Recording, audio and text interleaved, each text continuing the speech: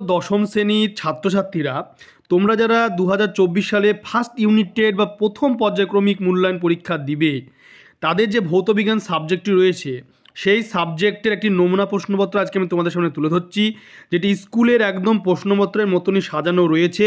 তার আগে তোমরা চ্যানেলটিকে অবশ্যই সাবস্ক্রাইব করবে এবং সাবস্ক্রাইবের পাশে বেল আইকনটি তোমরা প্রেস করবে। প্রশ্নগুলি কি দেখে নাও।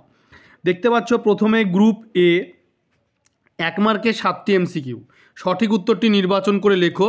প্রথম প্রশ্নটি, বায়ুমণ্ডলে কোন গ্যাস অতি বেগুনি রশ্মি শোষণ করে? 4টি অপশন রয়েছে, উত্তর হবে ওজোন গ্যাস। নেক্সট প্রশ্ন রয়েছে 2 দাগে চার্লসের সূত্রে ধ্রুবক রাশি কি? 4টি অপশন রয়েছে, উত্তর হবে চাপ, ভর। এরপরে 3 দাগের যে প্রশ্ন তোমরা দেখতে পাচ্ছ, উত্তল লেন্সের ফোকাস ও আলোককেন্দ্রের মাঝে বস্তু রাখলে প্রতিবিম্ব হবে। 4টি অপশন রয়েছে, উত্তর হবে অসদ ও সমশিষ্য।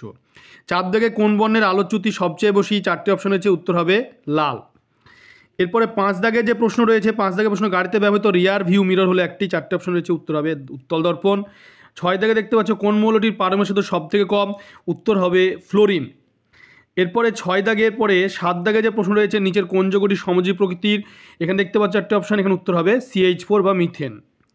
এরপরে গ্রুপ বি, নিচের প্রশ্নগুলির উত্তর দাও। SAQ টাইপের কোশ্চেন, 1 মার্কের 9টি। বায়ুমণ্ডলে কোন স্তরে বেতার তরঙ্গ প্রতিফলিত হয়? উত্তর হবে আয়োনোস্ফিয়ার।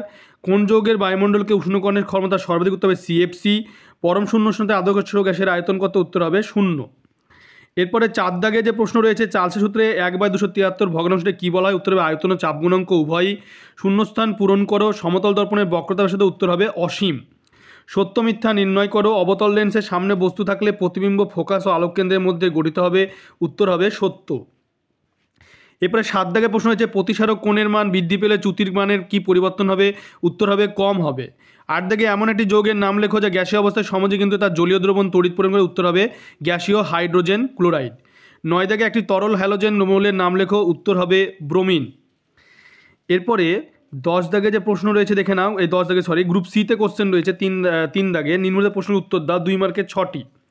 6 দুগুণে 12। 3.1 ওজোন স্তর ধ্বংসের 2টি ক্ষতিকারক প্রভাব। 3.2 একটি অঙ্ক দেখতে পাচ্ছ তোমরা। এরপরে অথবা প্রমাণ করো PV = nRT। আমি দেখাচ্ছি, তোমরা দেখে নাও আস্তে আস্তে। 3.3 উপাকার রশ্মির ক্ষেত্রে প্রমাণ করো অবতল দর্পণের বক্রতার সাথে ফোকাস দূরত্বের দ্বিগুণ।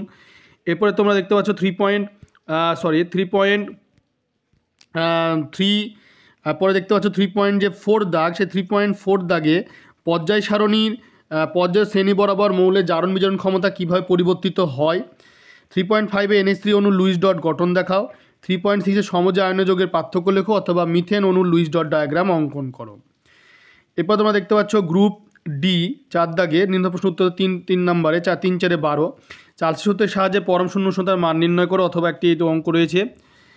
এরপর তোমরা দেখে নাও যে 4.2তে প্রিজমের প্রধান ছেদ বরাবর আলোর প্রতিসরণ চ্যুতিকরণের রাশিমালা ডেল্টা = I1 + I2 - A নির্ণয় করো। 4.3 মায়োপিয়া কি প্রতিকার কিভাবে করা হয়? 1+2 অথবা একটা অঙ্ক রয়েছে আলো অধ্যায় থেকে, দেখতে পাচ্ছ রৈখিক প্রতিবিম্ব দূরত্ব অঙ্ক।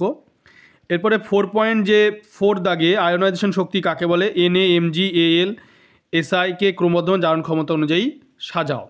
তোমরা ভিডিওটি বেশি করে শেয়ার করবে এবং কোনো প্রশ্ন উত্তরের প্রয়োজন পড়লে তোমাকে কমেন্ট করেও জানাতে পারো।